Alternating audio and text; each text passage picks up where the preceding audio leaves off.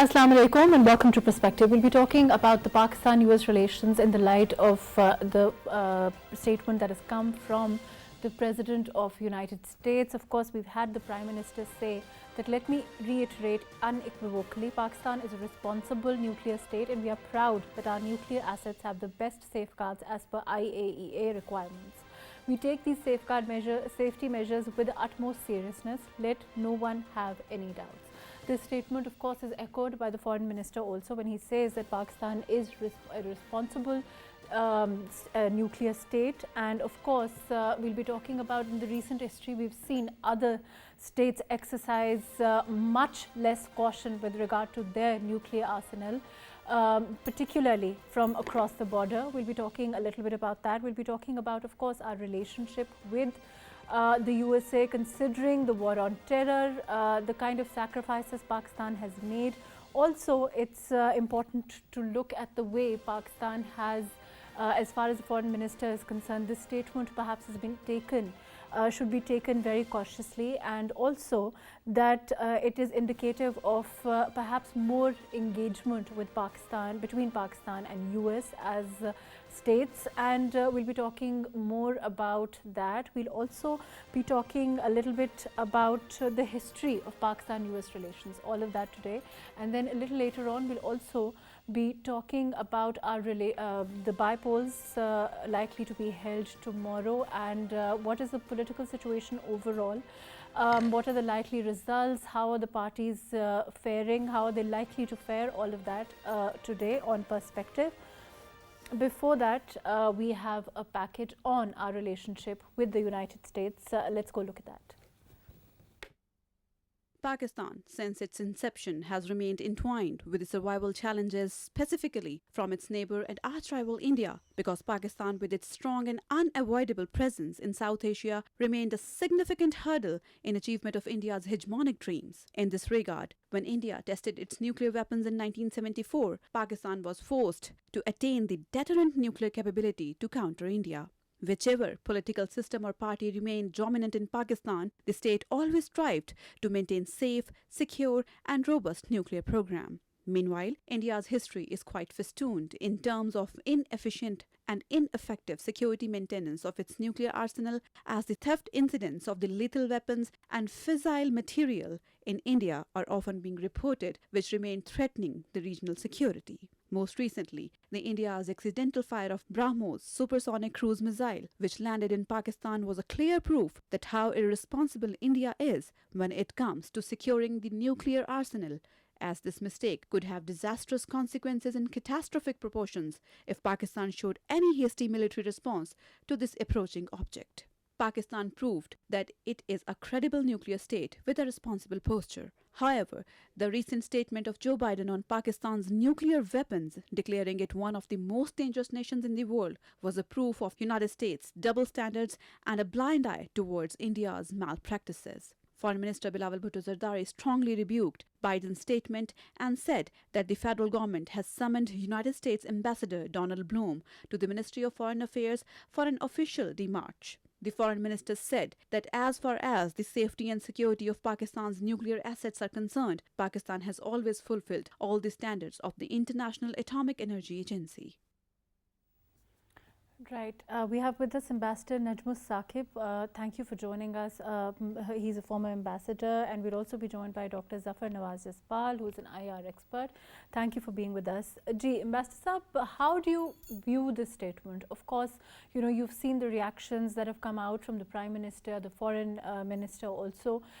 We have, of course, issued a protest, a formal protest. Of course, the channels that we are using are diplomatic channels, not acting, rashly, exercising caution, using diplomatic channels. Overall, how do you look at this statement, considering, of course, the setting also in which it was made, and what are the overall ramifications of it? Also, I want to add that we've had a statement from the State Department, correct me if I'm wrong, saying that they, nothing has changed as far as Pakistan is concerned, and they view us as a key ally still.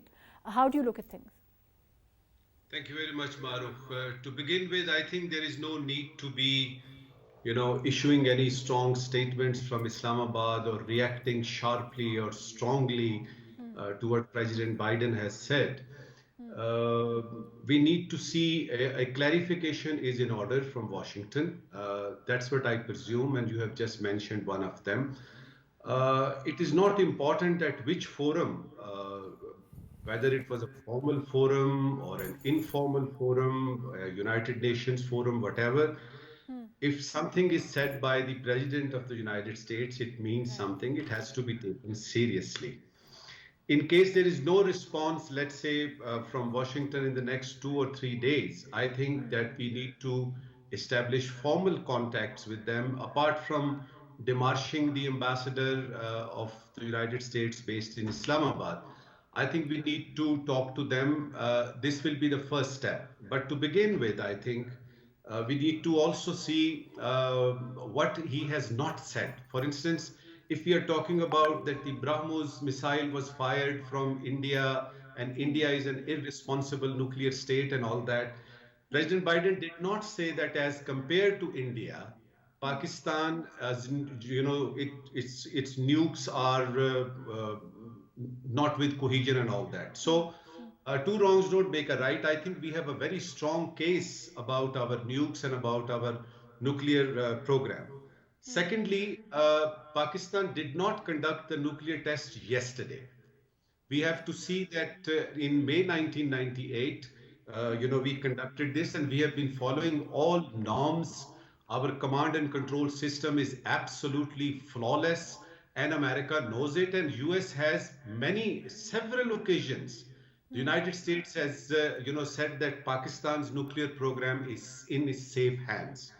Now, in 2001, if you see, Maruk, that we were the partners, the strategic allies against the war, the war and terror and all that. So it is not a sudden occasion or sudden happening that United States had suddenly realized that Pakistan's, nukes are not safe. So we have to see what has not been said. What has not been said is that America is not happy with Pakistan right now, and all of us we know. And if you see a series of events taking place in the last 2.5 years, starting from absolutely not to not attending the Summit of Democracies and going to Beijing Olympics, for instance, and meeting President Putin on the day when Ukraine war was to be effected. So all these things have to be taken into consideration. The wrong impression is that it was said by the former Prime Minister and the present present Prime Minister is saying ABC. It is not important which Prime Minister said that. When a Prime Minister of a country says that, that means that is the state's policy. So the reactions are developed on whatever is being said. As But the Ambassador Sahib, reactions are how being do you, let me interject 1 second, but how do you view, I mean, what do you think he means? Of course, you'll be speculating, but what do you think he means when he says, lacks cohesion, or, that statement in which he says that nuclear weapons without any cohesion? What do you I think it, Ji, I do not agree personally, having a diplomatic experience around the Ji, world, 35 years, meeting all diplomats and all these diplomatic norms. I'm fully aware of that. I Ji, think it's a message which was expected somehow. To many, it was there always. The okay. United States of America is known to be pressurizing those countries which do not follow suit.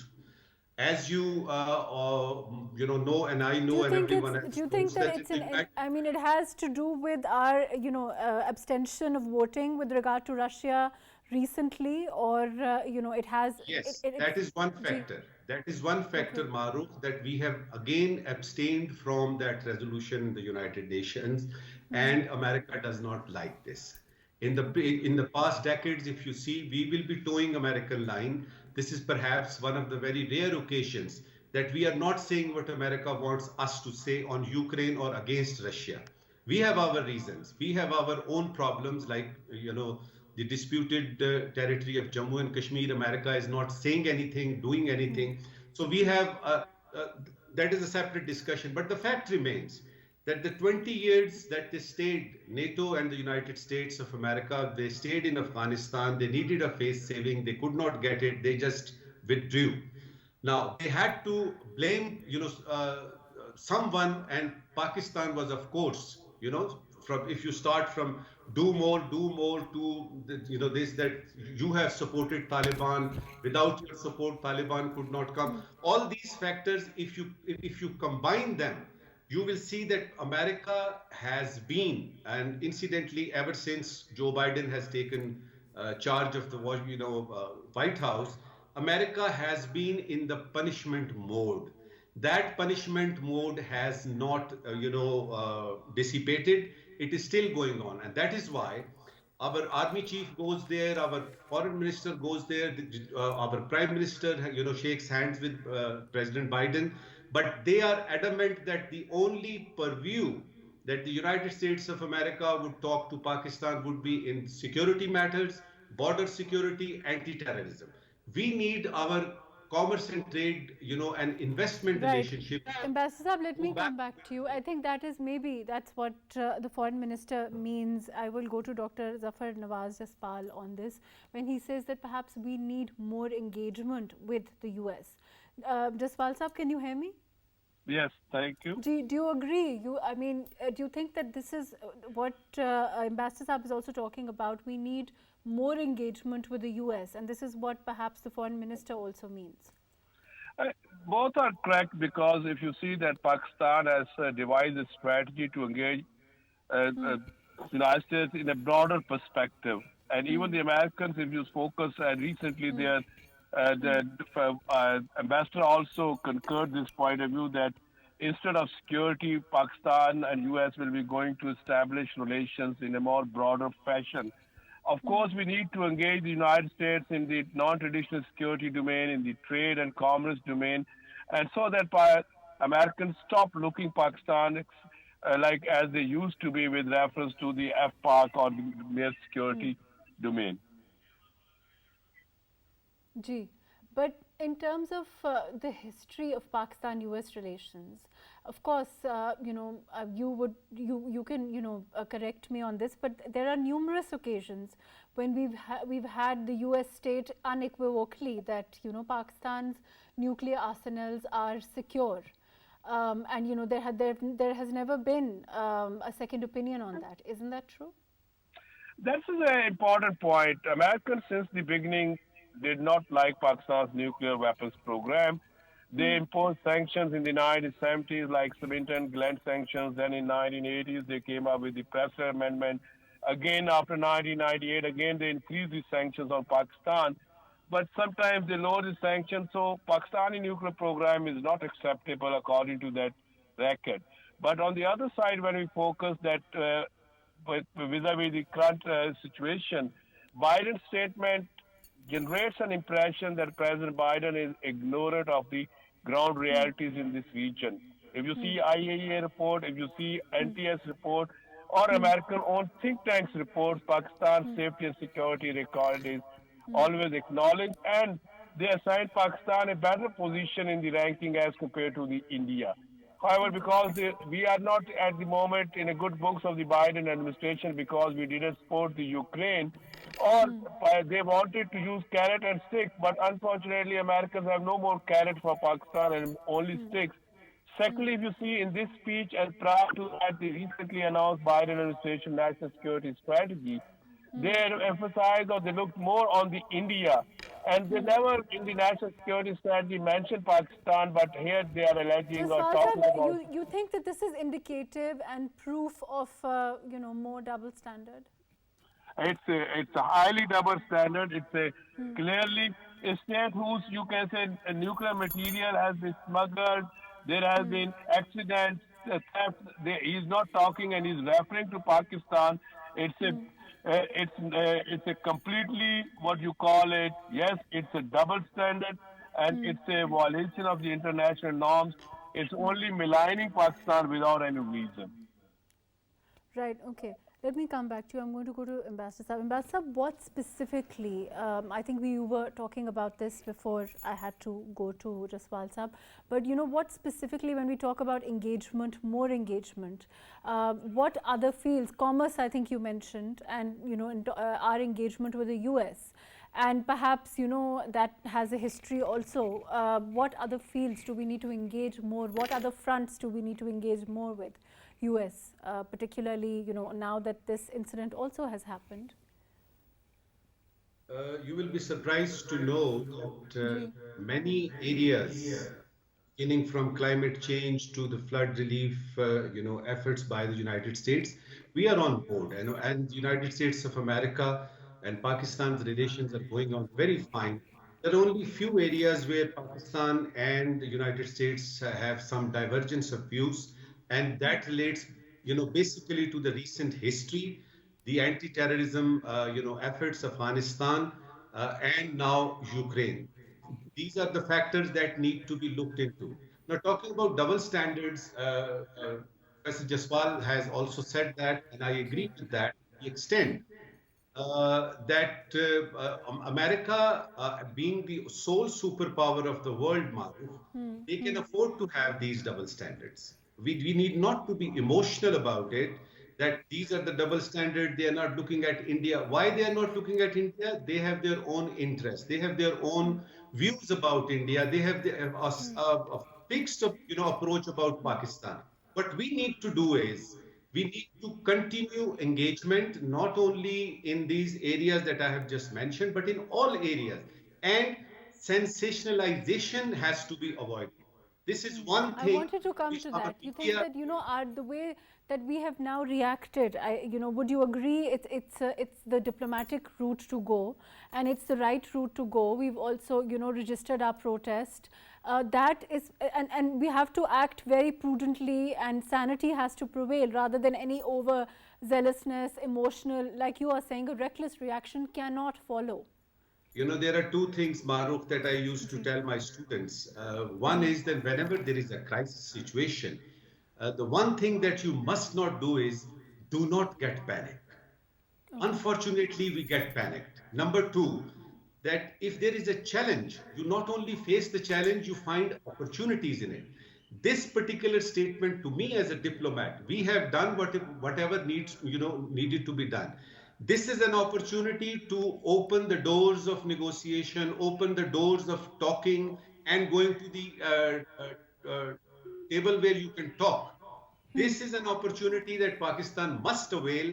Uh, that President Ambassador Biden has Saab, said when we is. talk about, sorry, I'm interjecting, but when we talk about engagement, political engagement, we talk about a lot of hyperbole. We also talk about, internally, our situation within the country. We're looking at, by-elections. We are also looking at a very, one has to say an active kind of opposition.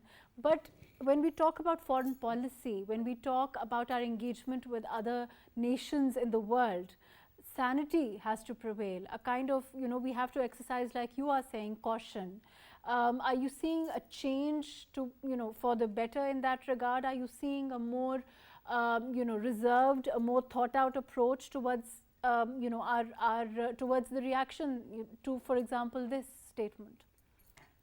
One reality has to be seen in its true perspective, and that is that after the withdrawal of the United States and NATO forces from Afghanistan, Pakistan's importance has diminished.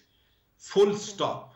Pakistan's importance was, and there was a lot of, aid was also coming, some military equipment, etc. Things were going on fine. Now, the United States, focus of anti-terrorist activities has shifted from Afghanistan back to Iraq, back to Sahel countries, and they are involved in Syria and all those areas of, where there are wars going on, and ISIS, Al Qaeda, etc. Now, unfortunately, the impression created by, you know, some factors from within and without is that Pakistan can be utilized only for one purpose. This is what we have to convey to them, that Pakistan is a very strong country. Right, there are problems, there is political and uncertainty right now, and the importance of Pakistan geographically, geostrategically is there. It has not diminished. The only thing is you need to have a foreign policy, strong foreign policy, which you cannot have unless your economic situation improves, unless there is political certainty in it. When talking about other countries and foreign policies, the other countries, even including China, when they say, well, they want to do some business investment, etc., they say, what kind of government are we, talking to? Is this government going to last for at least 5 years? So political uncertainty has to be removed. There has to be sanity in the house first, and then we can talk about. And lastly, one very important point: ji ji you do not deal with superpowers on equal footing. We always see the United States of America from our own angle. Let us for once see how America is viewing Pakistan. So we need to actually see what other kinds of utilities that we have to offer. Because in a relationship, two countries or three countries, bilaterally or even at multilateral forum, either you can harm somewhere, someone, you can have a strong foreign policy, or you can render assistance, timely assistance, you can have a strong foreign policy. Unfortunately, both these elements are not there right now, but I am hopeful that once this engagement between the United States and Pakistan starts on a formal footing, and the United States comes out of this punishment mode, things will be better and we can go back to where the relationship trajectory was. Let me go to Jaswal Saab. Thank you so much for being with us, Ambassador Saab. Thank you for your very valuable input. Jaswal Saab, do you agree with Ambassador Saab when he says that this punishment mode, what he refers to as punishment mode from the US, and also I think he's very candidly said, perhaps too candidly for some, as far as the reality of our position in the world is concerned, and as far as viewing the US as a superpower and dealing with the US like they are the superpower they are. How do you look at those things? Look, we have to be very careful and very much realistic. Pakistan's strategic significance in the American strategic policy has declined with the passage of time due to the transformation in the global politics, end of Afghan war, as well as the American shifting or China rivalry. However, Pakistan's significance in the great power politics is still there, and Pakistan is a strategically very important country. So, in the world geopolitics, Pakistan has its own significance. Keeping in mind, yes, in the American calculations, we are not as relevant as earlier because they are relying more on a state which play a checkmating state for them in the region against the China. So if we are not willing for that, do you think it's indicative of our own political instability in any manner? Look, our foreign policy, when you focus on the any country, including Pakistan's foreign policy, one has to not forget that the domestic economic stability and above that political stability are important variables from where the foreign policy always derives the power. So, of course, our criticism or these kind of the negativity, that is very much attached with it. But we have to, but domestic policies and the way he was mentioning Pakistan's nuclear program as or enjoys a consensus at the domestic level. So anything linking with Pakistan and Pakistan domestic politics, I think it's not correct. Okay. Thank you so much for joining us. Thank you for being with us, Dr. Zafar Nawaz Jaswal. Thank you for your valuable input. We are now going to move towards the second segment of our program and talk about the bypolls likely to be held tomorrow. What is the overall position? How are parties likely to fare? We'll come back after a short break and talk about that.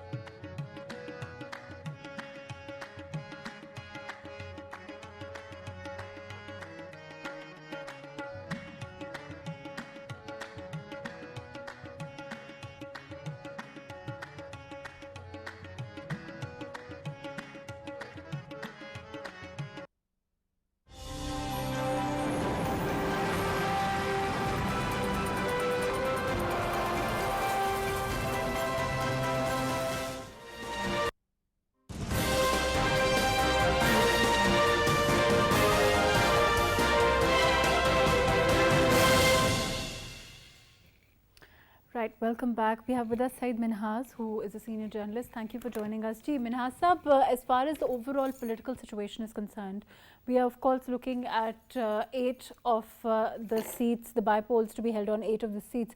Overall, how do you look at the political situation at this time? You know, of course, how it is being viewed from outside the country also. And, you know, of course, what are the likely results to be? How are you looking at things? Yeah, thank you very much, MAHRUKH. The situation is not very hopeful for Pakistan as far as the political landscape is concerned, because on the one side, we have Imran Khan, who is not ready to budge down. And on the other side, the establishment seems to be least bothered about that. And they have a lot of other bigger issues, especially after Joe Biden's statement and all these things. National security on the one side, and then the internal political security on the other side are going side by side. And this political poll, which is going to be on Sunday, is going to, I think, leading towards creating more fissures in the society and within the establishment. And that is going to be a big question mark to be dealt with by the establishment of Pakistan, that how they are going to manage that bigger division, not only on the political ranks, but also because nothing else is also working ever since the ouster of the former prime minister. How do you think that, you know, what's going to happen with regard to particularly, you know, we are talking, of course, about political instability at this time, but overall, do you think that there's going to be a different, I mean, is there going to be a long march at all? Because, you know, there has been a lot of alluding to a long march by Imran Khan Saab. And of course, you know, there's talk that the 25th March decision is by and large looked at as a wrong decision, perhaps a measure that should not have been taken in a hurry by the PTI as a whole. Do you think that there's likely to be a march in that kind of an overall environment? Or is it just something that is being held over everyone's heads at this time? I mean, it's more of the former, which you are saying, because reason being, we have talked several times before that Imran Khan's party is not a politically organized party. It's a bunch of activists. They do not know how to arrange these kind of calls. So we have seen that, as you mentioned in the last call, that was an utter failure and left lots of questions on Imran Khan's party's ability to manage such kind of mass movement. Yes, they are more sort of reactionary. And what Imran is expecting now is that if he wins the elections, then he is going to use those by-elections as a means of showing to the establishment, because no matter whether the government or Imran, both are looking at one party only, and they want them to make some decision on the early elections. Now, naturally, government does not want an early elections without doing some economic miracles, which they are banging their heads against IMF and all other things. But Imran's intention is, if he loses the election, then expect a march for the call again, and then he will go for the call. And that will be a reactionary call, because then again, the problem will be the organization of his party is not there. They cannot motivate, they cannot mobilize the resources at the district level. Imran can come on TV, he can make good speeches. Imran's team of social media is very good. They can create a storm in the cup of tea also. But at the same time, when mobilizing the people, Imran's party lacks that ability, and they have proven it last time. So expect the call, but if he wins the election, then there might be more jubilation call than the protest call. But if he loses these elections, but Minhas, then do you think it's likely that, I mean, even if whatever the results of the by-polls are likely to be, you know, we talked about this yesterday, and I think one of the things that stayed with me was that this isn't, I mean, nothing is significantly going to change from the results of these by-polls. These are seats that the PTI has already won on, you know, and you and I know the background and the fact that, of course, you know, him not choosing to be a part of the National Assembly, but at the same time being quite there as far as the Punjab Assembly is concerned, as far as KP is concerned. So in that background, the results of these by-polls, you know, are mere optics. They're not really going to make a difference, right?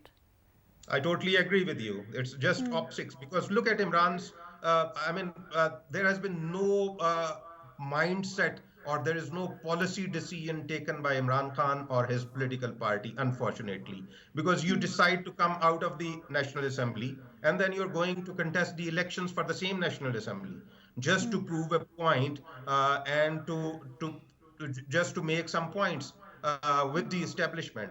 So it's a bargaining table which Imran wants to establish instead of doing actual political battle.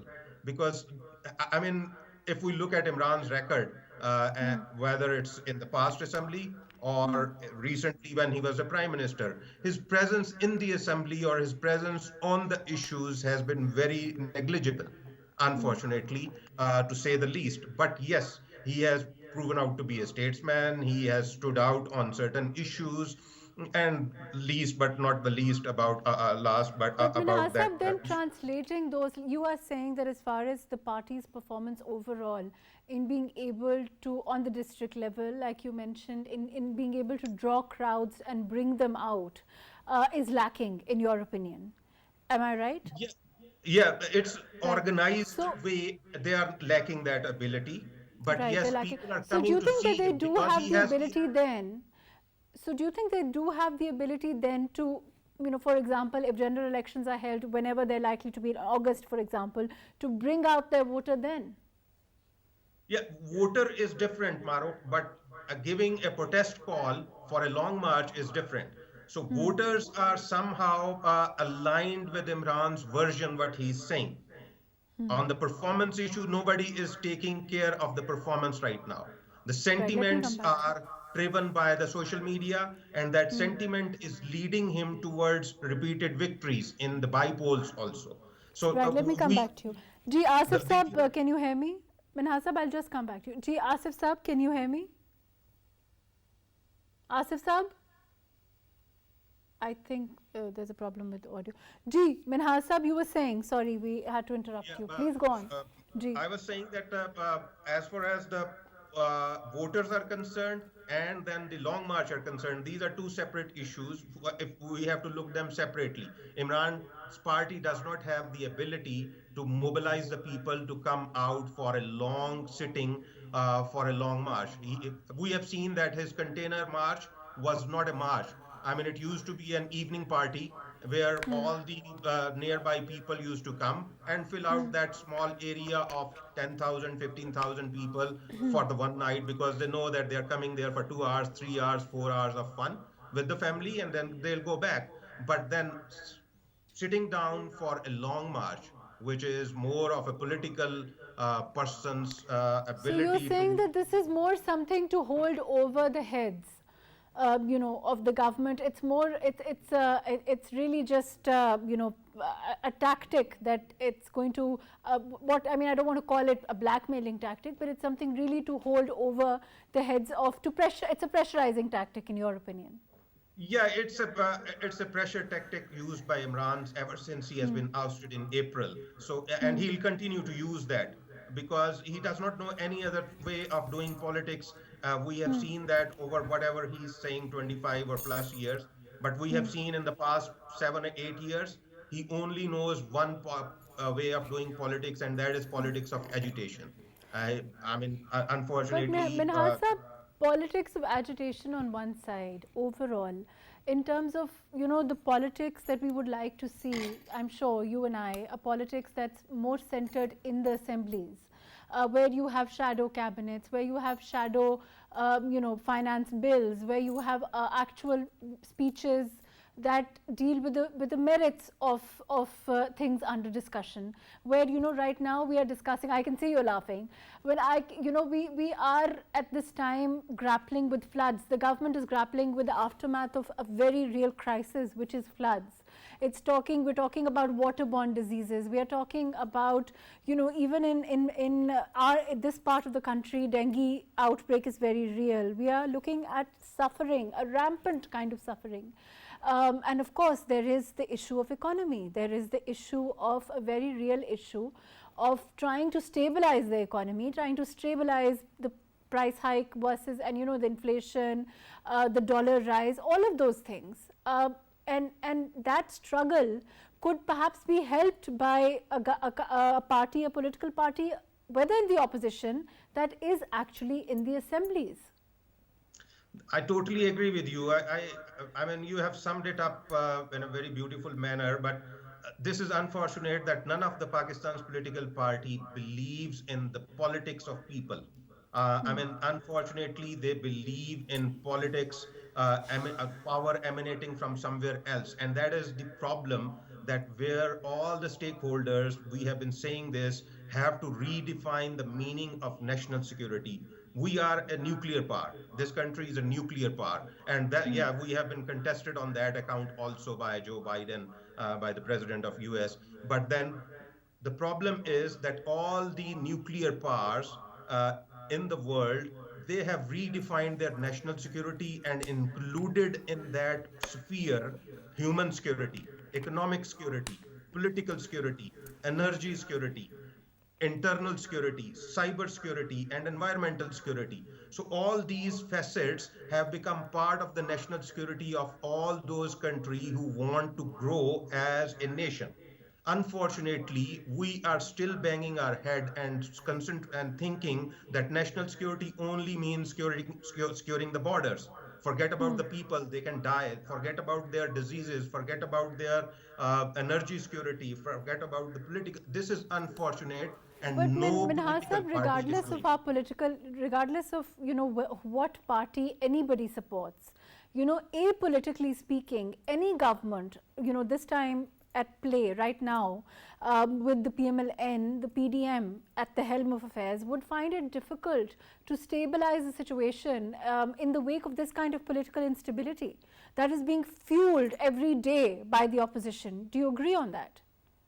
Totally agree, because unfortunately, nobody, because first of all, again, coming back to the basics, that the political parties are not democratic within their own structures. Can you think of removing any party head? I mean, look at Muslim League. How many split factions we have? And every leader who felt a little bit of patted on the back by certain establishment quarters, they come up with their own version of Muslim League. Now, same goes for Imran Khan. Can Imran Khan hold an internal independent elections to let the people decide that who wants to be head the Why does party? he want, the point is, why does he want the support of neutrals, he calls them, whatever he may call them, if he believes he is so popular? That is a question, right?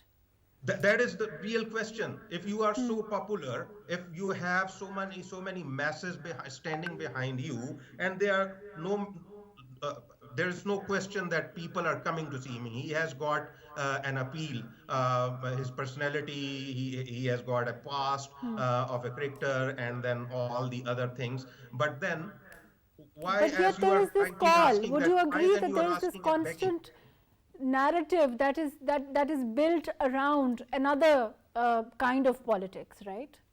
Yes, because I mean, if Imran is serious, as we talked several times, that he should, in an opposition, play a constructive opposition role right now to hold the government accountable on the floor of the house for raising for price hike, for the petrol prices, for the dollar hike, for all those things, and energy hike, and all those things, because the problems are global.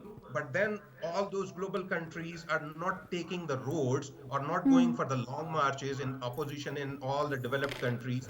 Look at Ukrainian issue and the aftermath of Ukrainian issue on the Western countries. Entire Western Europe and Eastern Europe are facing an energy crisis, and but they are not coming on the roads. Opposition is not coming on the roads. They're trying to sort out that how we can fix these problems with all these global issues surrounding us, and the regional issues which are surrounding us. So Right. Thank they're you. sitting down with the I think government. you've summed it up very nicely. Thank you so much for being with us, Saeed Minhas Saab. Thank you for joining us today. Overall, unfortunately, that's all the time that we have. Overall, of course, at the root of it, I mean, it's very clear from the discussion today that political stability is important for any kind of real stability, whether we look at economic stability, the way that we are viewed outside internationally also, and a more responsible opposition, whichever party it comprises of, would be the order of the day. We would, there is generally a need for a responsible opposition, a more cautionary style of politics perhaps that is needed both on the national and an international front. Thank you so much for joining us today on this.